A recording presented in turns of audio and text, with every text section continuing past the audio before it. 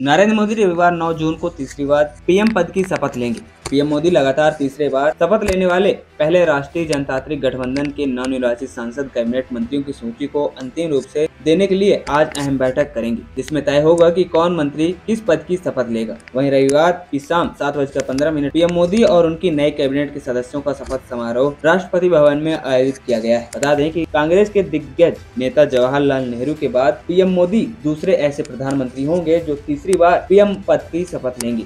वहीं सूत्रों के मुताबिक शिंदे शिवसेना को एक कैबिनेट और एक राज्य मंत्री पद मिला है। फिलहाल अभी सिर्फ एक कैबिनेट मंत्री बनाया जा सकता है और इसके लिए 3 नाम सामने आए हैं, जिसमें प्रतापराव राघव का नाम है जो 7 बार के विदर्भ के बुल्ढाना से सांसद रहे हैं। वहीं दूसरा नाम श्रीरंग बराने का है जो तीसरी बार पश्चिम महाराष्ट्र मावल से जीते हैं। वहीं तीसरा नाम संदीपन भुमरे का है जो पहली बार औरंगाबाद से जीते हैं और मारवाड़ा से आते हैं। साथ ही एनपीसी अजीत के एक सांसद को मंत्री पद मिल सकता है, जिसमें प्रफुल्ल पटेल का नाम सामने आ रहा है जो राज्यसभा सांसद भी हैं। वहीं लोकसभा चुनाव 2024 में बीजेपी ने 240 सीटें जीती हैं, लेकिन बहुमत के आंकड़े से मात्र 32 सीटें पीछे रह गई है। अब चुनाव में बहुमत से भाजपा 4 सहयोगियों के समर्थन से एनडीए गठबंधन की सरकार बनाने जा रही है। वे 4 प्रमुख पार्टियां हैं। एन चंद्रबाबू नायडू की टीडीपी जिसमें 16 सीटें जीती हैं, नीतीश कुमार की जेडीयू जिसने 12 सीटें जीती हैं, एकनाथ शिंदे की शिवसेना जिसने 7 सीटें जीती है और चिराग पासवान की लोक जनशक्ति पार्टी रामविलास जिसने 5 सीटें जीती हैं। शनिवार की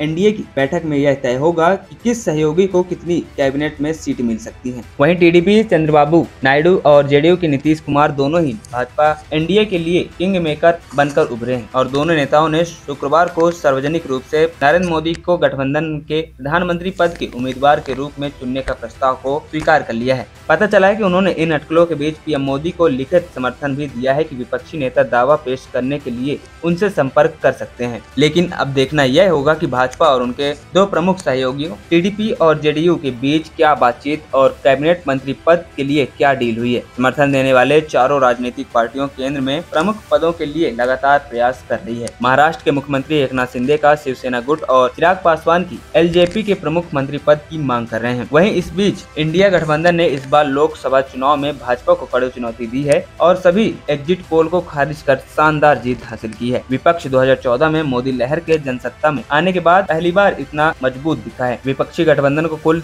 232 सीटों पर जीत मिली है, लेकिन वो भी बहुमत से पीछे रह गई है, यानी 272 से 40 सीटें कम। इस लोकसभा चुनाव में विपक्षी गुट इंडिया गठबंधन का नेतृत्व करने वाली कांग्रेस ने 228 सीटों पर चुनाव लड़ा था और 99 सीटों पर जीत दर्ज की है। एएनपी टाइम्स की रिपोर्ट।